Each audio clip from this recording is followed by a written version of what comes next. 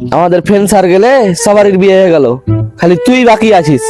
তুই আমার মনে হয় জীবনে বিয়ে করতে পারবি না। তুই এভাবে করে খোটা দিবি বন্ধু মানুষ বে? তো কি বলবো তোকে?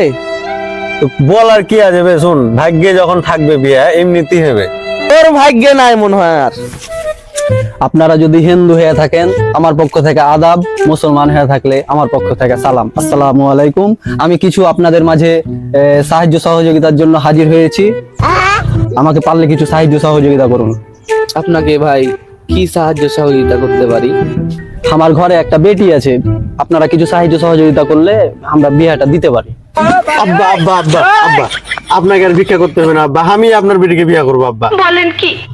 সবারই তো একটা স্বপ্ন থাকে, তো তুমি কি কাজ কাম করো নাকি? আমি একটা ছোটখাটো চাকরি করি। আমার ছোট কালেরই স্বপ্ন বাবা, হাতটা ছাড়ো। সরকারি চাকরি ছাড়া আমি বেটির বিয়ে দিব না। প্লিজ আমাকে তুমি ভিক্ষা দিবে না, দিও না, আমি আর কাহারি কাছে নিব।